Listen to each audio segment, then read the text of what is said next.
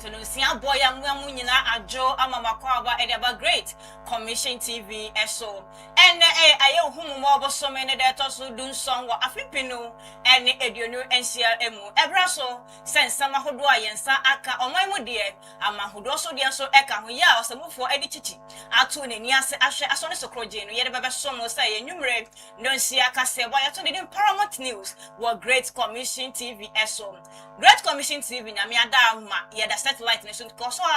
next kind with TV no so obosa ebeka yen ewo ho no afenso so no yen social media handles YouTube, TikTok, Facebook, X and no so ye wo ho ntika boy se se ye ka se etwegu ewo ho bomode ne bo wura mu ewo ho na hye sa obe like na wa share amawunwan so etimi enya bie bomode se comment no so be dia ato comment section no as ebrepam ye be hwe akenkan e de ama hye ne so ma me se obe makasa no ho ate se ne be ye so no ye kenkan ye ho emma asem na wo so ho emma asem and then you may say that in some no edoso no yen hwe nia ebedi mu akotin no ebi World Cup Koso ewo Canada ni emiemie bi no ye maame oye vice president ekopie mu Black Stars for makache no the photo kese e de amomo Ghana sika krabia batan e de kokobama sika krabia hodo ewo man Ghana mu se wo mo ema mo ninda ho efa eye nipa e ba beje eye bosi ahodo ya wo mo de eye ensase e na esi awowa World Bank approve a $300 million send be ya ye be end a double track system e wo afi 2027 Interior Minister Asha Apon nipa makumako du miensa sa omo eye abedweko mba behwe ama nanu ya da enche bia obeti ese abrosan bi adwuregu sa ave no de eka ho wase omo hwe no mundo asem no esuko no mo hwe ne pomasi bre Lands Ministry so e de hye papa egu ho se na be boa na eye national systemic network no ombetumi epeja mu yi Ghana eye free Ghana program yi eno enam so amene de ya meka se aban no ahwe ama 40,000 and 40,000 bags of fertilizers there wahwe e de ama ekuafo ahodo no GDS so a teacher for empofo bi koto show mo so na school for no esense nkonwa na ade no omo abosansem na to egu no mo kire mu a omo ne empofo no ebedi ne yeba Ghana police adwumako ensa aso nipa mienu pa achi we driver ene ne mate ya ne nyina tracker kire se wi yi bie no ma load e wa fie nya emu nsem wo bete ya beko obi man so Israel for a launch strike akọ Lebanon for ne nyina ne said Donald Trump ene omo kasai no omo ntie kra Ghana nyum to ni gospel musician e da toja maami Flores obi nim e kire se empempen so wodu no e wana warem no se nani kunu de ba se mo hwe no munja ya e yade se obepene so a one no entwe manso ebusua enne enwumre nsem bi eka we hu ene mamienu yaje edwa e de ebrewo se yenwumre no se aka se ba yato ne din Paramount News no na se no so ma me se ya boafo bi ena ahwe eso yasen wo sika afremanuti yemfa aseda ema enwumako no yede aseda ema jumakwe omo ena so yasen sika fam ena yede no nsia kase ko yede so mo wafide kase so eni bre me kan for go sim travel and tour e dia maw wo pe company na jumako bi mama boa wa kwento krata asemo a mo de na hwe go sim travel and tour na omo so to na jumadi a omo di ebini family visa, visitor visa, student visa, business visa, tourist visa, visa renewal, sponsorship bank statement for all visas, birth certificate, business certificate,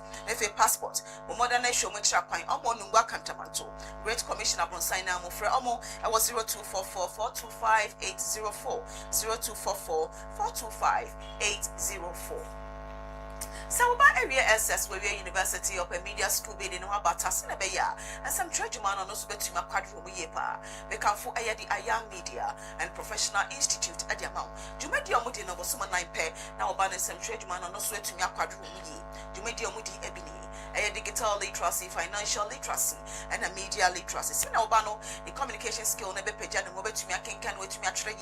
the Ayam Media and Professional Institute and I make come for Eddie Amount. Our great commissioner Bronsaina Momo Ben St. Michael Primary School. For Amona Mundi and Saboso 0244 346 632 0244 346 632.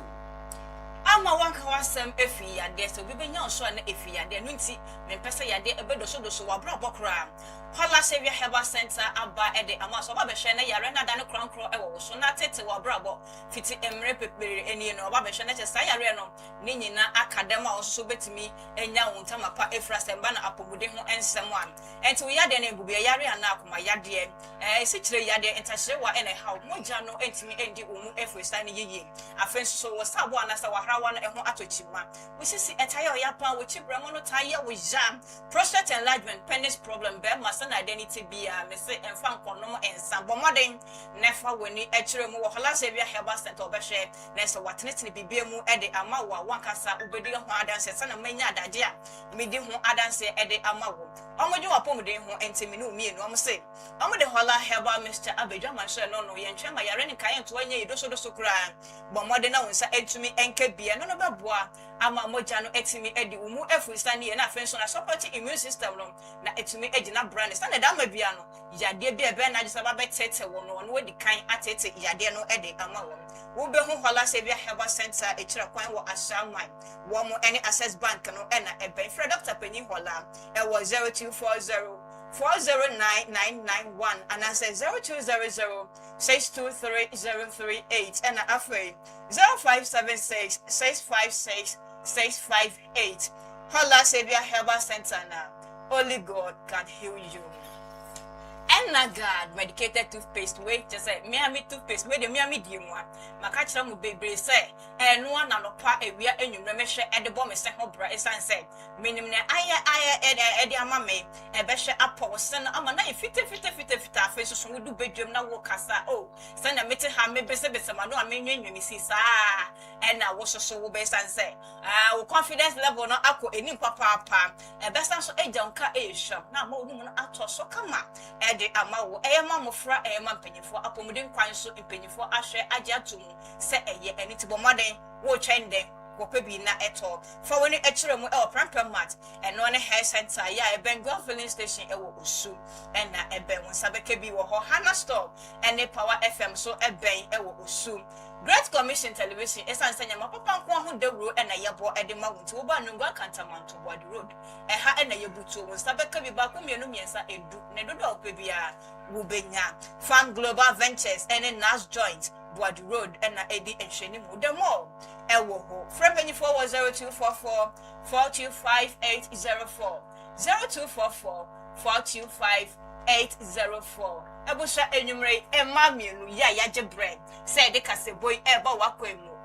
me din ede Shafatu Mohammed SF for short minyu aba Emma kasama fu ya mansa mo ma yentwa ya hosama we eyene botete si aba ye de kase no ebeso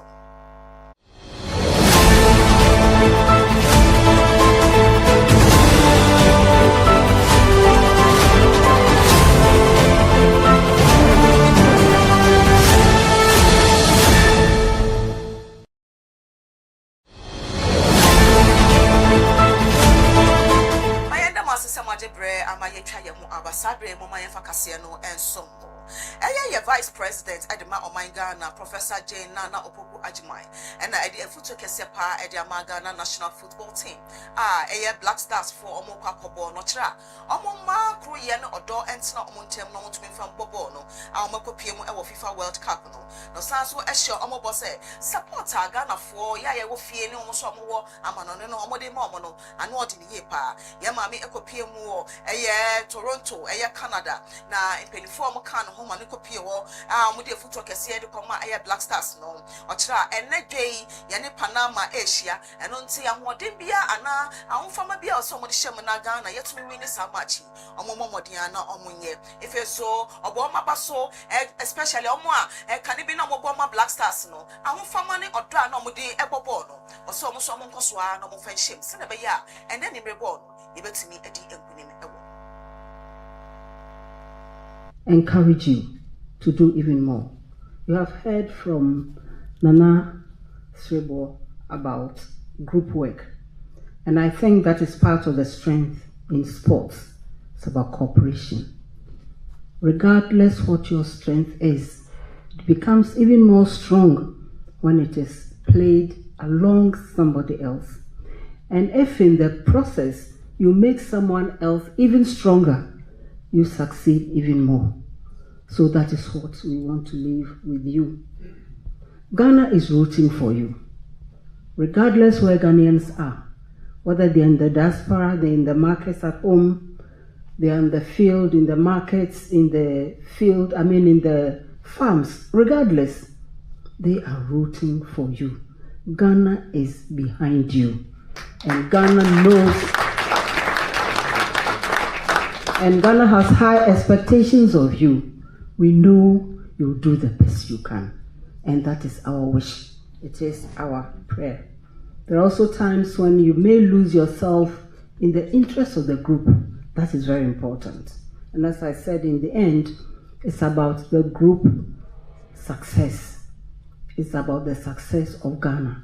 When Ghana shines, we don't really want to know individually who brought us there, but we know those who brought us there. We are counting on you. We know you you rise to the occasion. You will not let us down. You will succeed. We know that. Ghana yesika krabia batanya ewo hanusi nene wahwe de kokobo ensem de amaska krabia hodo a ewo oman Ghana mu se wo mo ema omoni enda honi nyina efa eye bosia bo ahodo a emu adehia na so mo adehia kokopie mo ska krabia hodo no ekokoje na wo kire se nipa ni bi wo ho a wo beba na ode insase ahodo ba besi a wana so asase no enye ne de wonim ho hwe afedie ne ho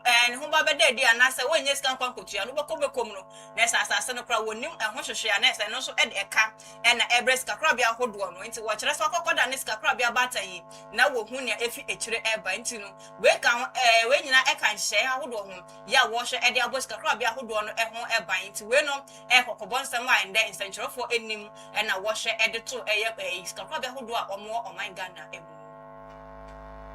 Instances involving fraudulent land title documentation. Fraudulent land title documentation, which are being used to support credit applications. Additionally, our supervisory work has identified growing fraud risks that are associated with third-party collateral arrangements. Properties have been pledged in some instances without the knowledge of legitimate owners. Ownership documents have been forged and consent letters have been falsified. The implications are very severe. When collateral cannot be legally enforced, when loan recoveries are compromised, when balance sheets are weakened, and when public confidence is undermined, these are very important issues. I therefore urge all CEOs gathered here, you have to act decisively. You have to help contain this trend. Banks must formalize robust policies governing third-party collateral. You must strengthen due diligence procedures. You must enforce strict verification standards. You must address control weaknesses. And you must take decisive disciplinary action against staff, any staff found culpable in such misconduct. Third, as you are aware, Ghana is currently undergoing the third round mutual evaluation process by the Financial Action Task Force and the Intergovernmental Action Group Against Money Laundering in West Africa, YABA. This exercise, an important one, it goes beyond assessing laws and regulations of the country. It evaluates the effectiveness. So, World Bank, now team $300 million package shrunkon abeboa Ghana ye double track system no your senior high school no senabeya afi 2027 ye efi hono na Ministry of Education edisa and Kaiboy beto abonte no mo chema sasike ebefa secondary education potokasem ebeka say access results and relevance for jobs aye twanitia star J no project no ɔse initiative anasa nhyehyɛ ɛbɛboa na epagya yɛ secondary education no efe adesua no so emu bɛpagya na ɛyɛ infrastructure ɔhaw na ade a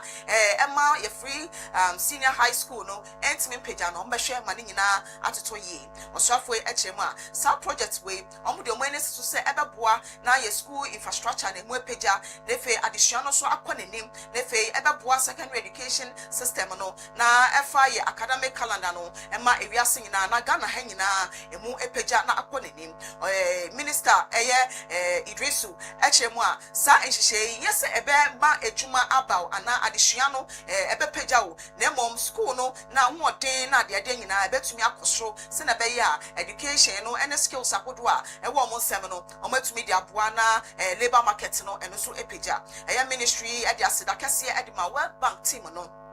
Penipa Odano, Robert Talisio,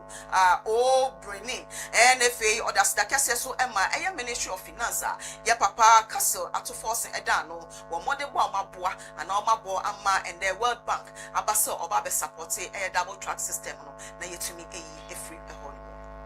Ebusia yento mo kasebono eso ane Minister of Interior Odonyafo Muntaka Mubara ene wahwe apa onipa wakodu miensa se omo eya bedwoko mba behwehwe na ma ehwehwe mu adomo asuko ne ntia abrosan hodo na adwura na eguso edwure nanam so ema oyene ene briche eba oman no emu ntine ene wabra opa abedwoko yi ena wode etodwa sai Sana abrosan hodo ejurujuru na ede ohaw na eba no eho akoko hia sam be pause abedwoku enuti ene mo hwe etusa anamon son ye se nipa dumiensa omba be abedwoku na kire se no omaka mutima pam ho na ba ko hwehwe bibi tisade ko de pote nam so ema abrosan hodo no eju na afen so no de krakra no mape asam no puma sibre se bia kwan we ene de fa so a ne nyina ebetimi aba no ewie se na be ebi ensan ensi ebio no nam so ede chelpa ama enipa ankran if you run more, say almost from one sabedokoi, Muhusa Moon and I'm featured an answer Moha. Next day, Juma Swan, Yadia Shawam and say, Nintino, Munja woman, no Muno, Juma Sanda Bear. In Shomufik of Cobbett me, I call Ewa Asemno and Munabra, Unmunya for Muntaka, and then in some Eltujan, in some way, and Afufrobioka can say, and watch it from fire. I expect your work to be guided by professionalism, independent, integrity, and objectivity. Your recommendations must be actionable, evidence-based, and responsive to our national reality. The building collapse is rarely just a structural failure. It is often a failure of systems, processes, oversight, and accountability. We owe it to our victims, and indeed to the future generation, to ensure that lessons from this tragedy lead to meaningful change. Let these committees work usher in safer construction practices, stronger regulation system, enhanced institutional coordination, and a reward.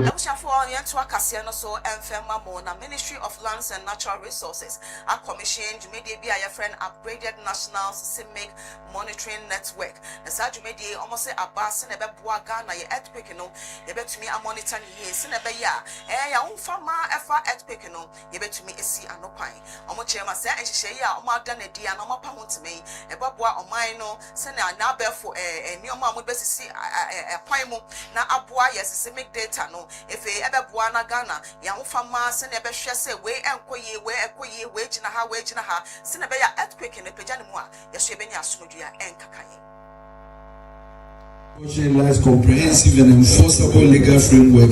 dedicated specifically to seismic risk management. Existing measures are fragmented and inadequately resourced, while building regulations are often poorly enforced. Many structures have been constructed without sufficient provisions for earthquake resistance, making them vulnerable for future seismic events and underscoring the need for legally binding building standards. To address these shortcomings, this morning I'm here happy to announce very urgent policy priorities. And these are the policy priorities that I'm going to allow. 1. Mandatory seismic assessments for building permits, especially in high-risk regions. 2. Structural audits and retrofitting of critical infrastructure such as Akosombo and Weja dams and airport facilities. This will be done annually. Strict enforcement of the Ghana Building Code with clear seismic performance requirements. And lastly, continuous seismic monitoring combined with public education. And these policy priorities will be strictly enforced. Ghana is not seismically,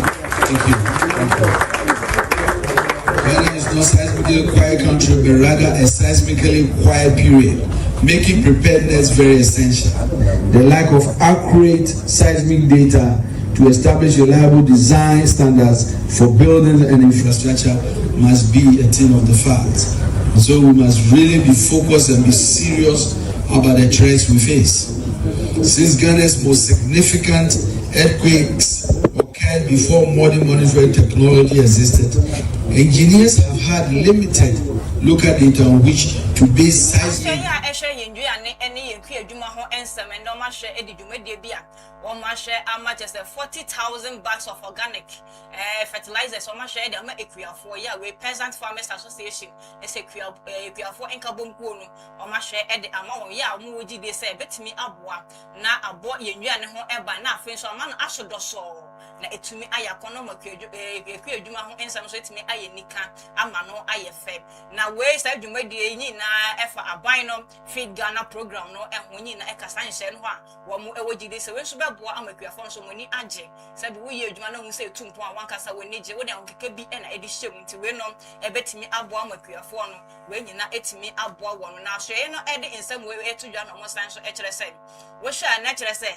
we no amo hwe ama fertilizers yi eye 276 wo hwe constituencies ahodo a wo eyekwa adwuma ho na o mehwe edi ama o meba na o man konkro Ghana afin so no na mo bota ye a mo hwe ama omode fertilizers ahodo bebre na ede ama ekuafo omamu ne no so no etimi egina brand etimi akonanim na etimi aboa ama kwadwuma so so etimi aye nika ama no aye fe. One of the largest farmer associations in Ghana, the Peasant Farmers Association of Ghana, PIFA. This special donation is made of 40,000 bags of inorganic fertilizer, 5 sets of drones. We have already commenced the distribution of fertilizers to all agricultural production constituencies in the country. By Friday, we will finish the distribution of 1,500 bags to each of all the 276 constituencies across the country through the district agricultural offices. Under the institutional farming scheme, all faith-based organizations and institutions that are registered with us will also be served. We gather today not merely to distribute agricultural inputs. We gather to make a statement that the Ghanaian farmer matters, that the farmer remains central to our food security, and that the transformation of Ghana's economy must begin from the soil, from the farm, and from the hard-working hands of our farmers. This morning, under the Feed Ghana program, the Ministry of Food and Agriculture is distributing 40,000 bags of inorganic fertilizers, 5 sets of agricultural drones to Peasant Farmers Association of Ghana for this year's major planting season in northern Ghana and the upcoming minor season in southern Ghana. We will also be witnessing the distribution of nearly 8,000 cartons of organic fertilizers to support other farmer cooperatives engaged in vegetable production. They are not ordinary items. They are tools of productivity. They are instruments of hope. They are investments in food security, job creation, farmer incomes, and national prosperity. The 40,000 bags of inorganic fertilizer being distributed today will be handed over to the Peasant Farmers Association of Ghana for onward distribution to its member farmers who may not have access to fertilizer allocations done through the district structures under the Feed Ghana program. This is deliberate. It reflects government's commitment to fairness and inclusion. It shows that under the Feed Ghana program, no hard-working farmer should be left behind simply because he or she could not access support through the first channel of distribution. Our farmers do not ask for sympathy.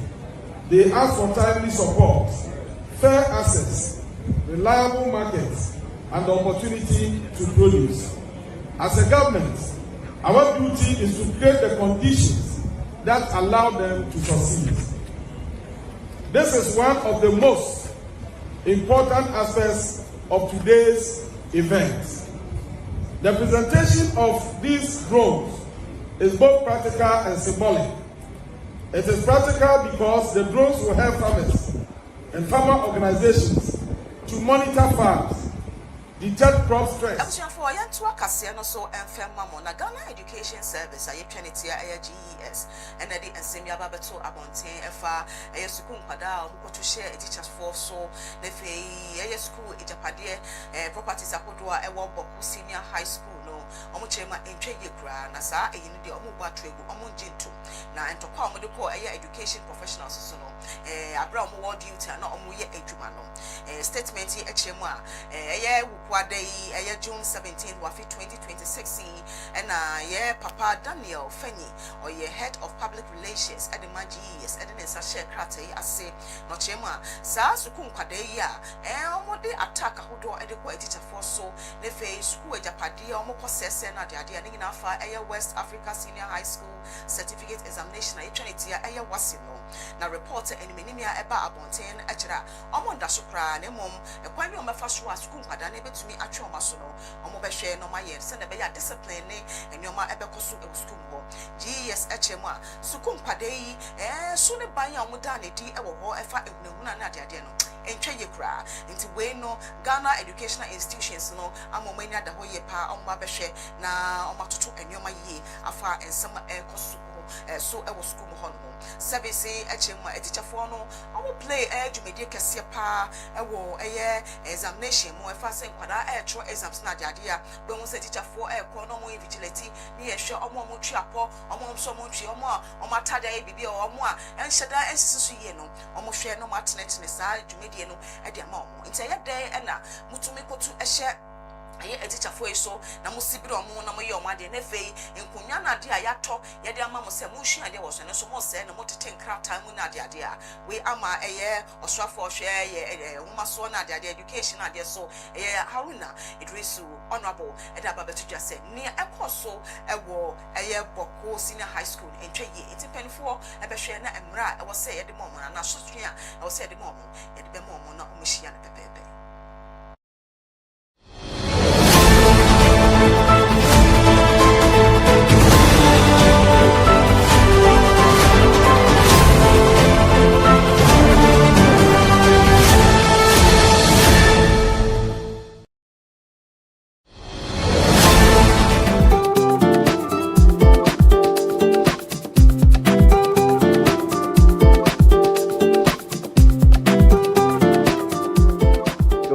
For your movie Biakwaba at the Baptist Sign Company Limited. So, at Mercua, a Wagana, Wakofa, a drone on Waswa, at the Abed Jaswa, a drone, a young on Wadia Cassia, a drone in cements, vita, herba mixture, and capsule. A drone and a man a day, a gyno. Wouldn't have now take a guy, a drone, and I may be come for the Amagana, Nibia, Nancy Nibia, said. Obenya bie na won so anonom na etimi aboa sa everyone was why come asemi cements vital herbal mixture and then the capsules no eduru aye aduma wontini mu eduru uyo obi a sabi o mema sem eda fom tinkaja be ma ntimi man mu so kra be ma ntimi mpagya no ho uye be ma sabi woni oba hyiam na sisia no waje mu a nso eduru ye kanfo de amount eduru ye eduru a ebe boa ma wontini na etimi asore gina so ebe mamoja die fusane wo bema no mama bema na timi asore gina so ye na watimi abo aduma na ama o piafo obi bia sabi oni atenka so yo ba so ye bema wuhia edro cements vital herbal mixture and capsules anemna ne dia gan ne bi kona koto binom watenka ayira na te kokra kona kota aduro no bi nanom na obehu sebe aduro no esi ye adwuma sifa afei wuye ne to nkyɛn sabi obi wo hono ma pichikom o how pa kese pa so yo ba na wo konfitire na se wo menses na ma bayi a aduro ebeboa eye cement vital herbal mixture kona kota aduro no bi nom be ma wo fichiko no bibia ye kama de ama afei so wote yaw o fichiko mu a aduro ebeboa eye cement vital herbal mixture and capsule afei so obi won ma sabi wa ko jane nan no na moja di akire we oba na otisa de bia hu moja no tie ni ye pa se moja no ye gon bright red we no ka se bright red a en na se do betima abo ma moja ni nyina to atwa e de ama okra afei so obi so a sabi ne to ase twetwe no we ni kan se sciatica wo sciatica eduro betima abo ama yawo ne twetwe na e wo ni nyina etimi ati akokra no e ye agan cement vital herbal mixture and capsules eduro no eye adwuma wontini mu na enuane no bi wo eduro wo mu a eboa pa ye fen nitric oxide say nitric oxide no unya eba onipadua ma enti bi emu asi enti na akatare ba bebiem ba be hu ntini ama ntini metumi ada wo moja etime de afusane usisi ena ye wo neurotransmitters a sonifree adwen no ho ena eba eno na se obi te jawa na se okọ pains bi mu a na sa neurotransmitter no etimi aba beboa ama pain na se yaw no etimi akofom edrei ewo nyane no bi wo mu a etimi release neurotransmitter ye fe no endorphin na sa endorphin ne pa se usisi ena yaw jaw na wote no ewo usisi mu no edrei eba be stop ni nyina yisu dopamine na be yi yaw ni nyina firi ho ko e de amount enti so sisi yo ya edure wo so nom eya agan cement vital herbal mixture and capsules edure age award yenim de ye ka ho asem no 2022 best waist pain product of the year 2023 edure age award efasisi ya de ho 2024 ye sa hwani mu sa afie di anyim nyina so ye be sa age award no wo ye bema na wo pese unyina so no gina so peme wabla wo be no maduro no sima kakra bi achi a fe number no a egu screen ase no o fe number na ye be no be kasa kama ni acho se do be sia no maduro no na emi na atumi aboa ama bibia ye kama ma afa so ba bi abenya bi ato no ye di egu screen so memom tie ni ye pa se wo kuma se ene ne pattern wo store wo person to be ton a ba bi a edi kan PFA pharmacy New Road Junction wana PFA pharmacy o stock kese a obenya brand bi atu honum akwakoton afi Colinac ewo Ashtown oni Dani Herba obi nyina wa Ashtown ko ho Fredimens eso okay ono so be ma obi ato afi so Sambora ewo Cadetia Gate 3 no opposite pe edron edra e ba beboa eyi sa ho hawo nyina afi wa kwa ma enti pe bi akiri kwan to agan a etrese ejan no pebito na enkotote e ma na so nya wa ho den pepepe e da ma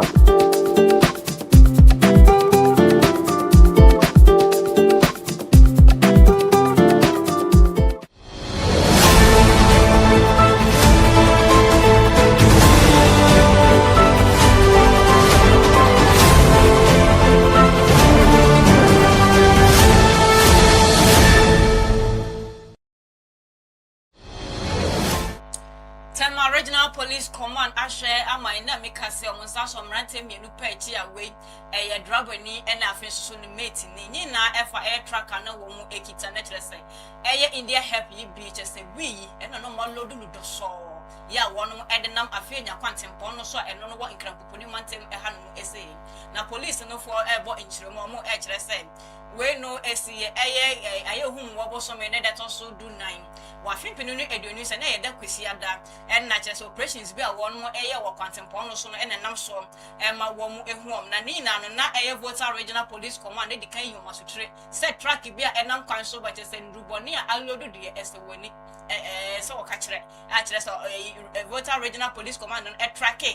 car no e di free Japan ya na chese car no de nani a kire mu e wotema interfere en na police for ensa enso wo mu na track no na green Howard tipper track ya ni registration number GN 2287-24 yes there's almost a stop ye na search omo ye no nyemo omo hu ye eye aboto akese omo hwe sili ano na kire se wi enya sam ketwa eno nko a na egu mu a kese egu sa tipa track yi echi na krata ya police for there about bontene na nipa ne sa ehya se DSP dede Japasu wakasa na wachire musa suspect no eye ba ko wonya mfie no aduonu ensia 26 wono no ene driver ni din eye Solomon akwaku na nimeta waka no ho enya mfie no aduasa ba ko 31 wono so ni din Eddie James Tete omso mo ye hwehwemu eguso ekoso na hwehwemu mo aye ehu se nipa na wi ya kasa egu track no echi omno kokoma no no so eka ho ya je so no wo lead omokra de dada nti no mo hwe na namo na mo de afa kwan na wode ode omo announce na nipa na your friend red ni din anywhere o hwe red ni din any red na kire say hwehwemu omotimi aye a wo mo enye nipa no edin no nti ne Ghana police edwumakuo no na kire say nipa na ye nkoso enye omugidi na say omo de se omoni so pan say ndrubone ya ye ton wo oman mu ha na ye nom no kwan bone kwan so no ombehwe etu asedo so no we enam so amachire say eno no eho dwumadi na omugu so amonsa so mrante mienu epeche emunsem omode abai abusuafo ye ngina ensem so ne entwa ye wosema se ye ba ye de kase no beko bi man so ne feye de nigedi ensem aso ye ba sisi ya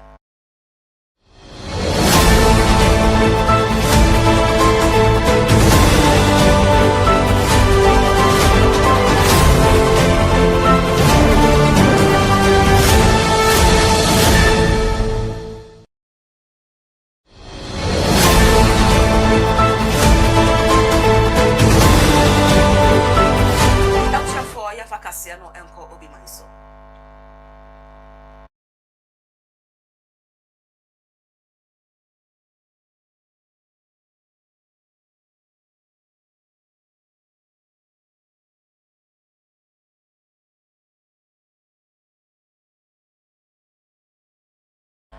ansa na yede kase no ebeko obi manso no mo mayemfa aseda ema aboafo esika fam omo na so yasen me yede nunsia kase boy yede eso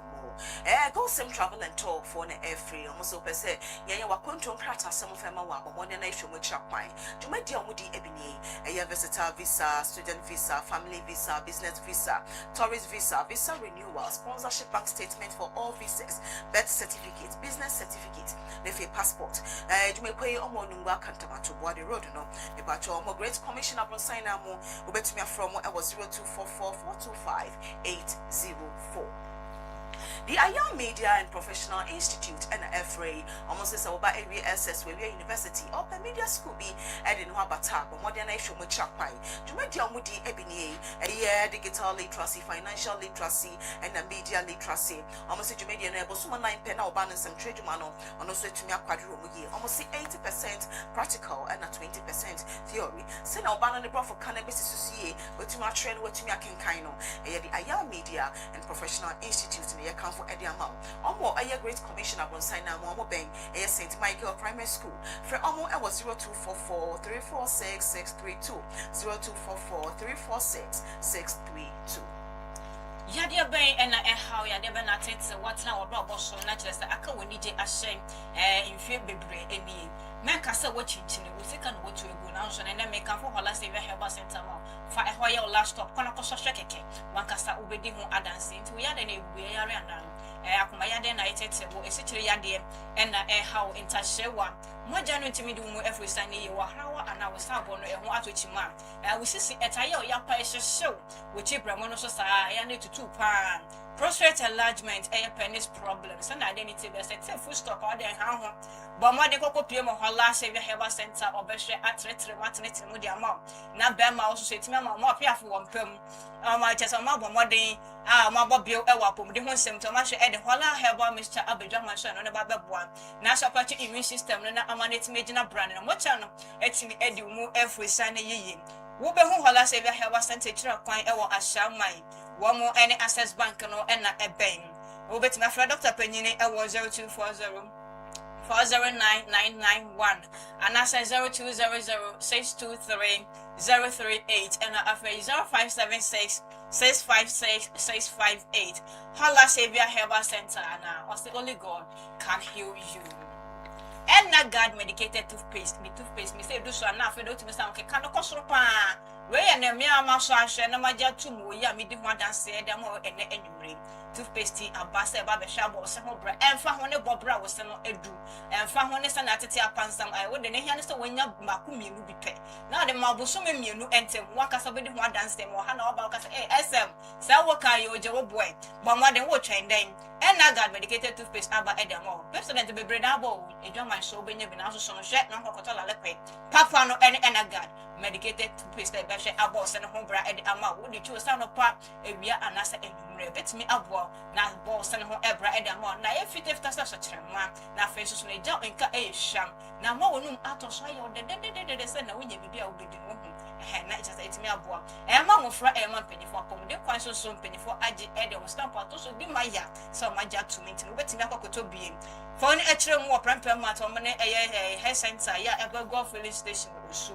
woko ha wo sabeke bi wo ho Hana store ene power fm osu na eben wonsa betimi akabi great commission television has me senya papa nko a ene ebe kanfo ede ama ntinu ngwa kantama to board road ha ena yebuto ba ba ko mienu miensa edu ne dodo apa bi a wonsa ebe kebi Farm Global Ventures ene na joint board road ena edi enhwene mu demo ewo wo frapanyfo ewo 0244 425804 0244 425804 Ebushafo ya de kasia ne Israel force no and akoto ahye southern Lebanon so ni nafa efuto ni kasabia US president Donald Trump edima Israel for almost hye amode go apono so ewo oman ne mu that Wednesday yi and na wukwa day Israel jet ekoto hye na batin friend no Al Faga biano so na strike akodo amode kwache almost so no na anu odi ye pa ni na fa ye Lebanon almost state run national news agency aye charity NNA and the betudra na Israel military no impre ye ka say omumba mountain embeka hwe emfa ho but nia etwemo kono omakasa ho afa kono pa efa Iran for omo armed group omo kohye mu ewo Zibola no na ebinada no na Trump ebekasa kire Israel prime minister Benjamin Nita Yahu se onhwe na ensambia efa Lebanon hu sensam no monhwe na mototo na somdwe embra o de ensam tudwa ewo J7 summit ewo France na abra okasa no mutira Israel entopa ekoso ewo Zibola efa we mentime wanse no o se emu atwedodo nti omonhwe ne we nyina kan wona ebimu ewu wo ho na adeade Israel ne Zibola for so ababonten se attack ahodo a omo koto share Israel any Iran hyehyɛ ya omudi gu apono so efa announcement anankai ba omudi beto dwa kosi ada na animre no ho yesisi aye kasa yi Israel omo air strike no omo de kasa bia babonten efa cross border rocket any attack akodo omudi ko Zibola no so omo hwe se na be yi a pressure akodo a ebeba no enkofa ohaw bia enfemba ebo sentwa ye ho tia wa emra ye ba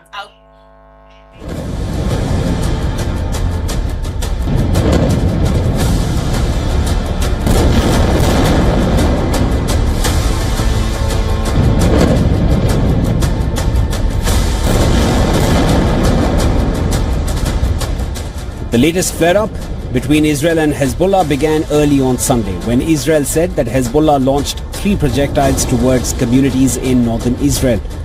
The Israeli military called the attack a blatant violation of the ceasefire agreement and quickly vowed a response. Within hours, the Israel Defense Forces issued evacuation orders for residents in southern Lebanon, warning people in dozens of towns to move north of the Zahrani River immediately. The warnings initially covered 13 villages before expanding to another 16 locations, taking the total number to residents of 29 villages. Most of the towns are located in Lebanon's Nabatea district, with others in the Sidon region. The Israeli military said that it had already hit more than 70 Hezbollah-linked sites over the weekend, including rocket launchers, weapons infrastructure.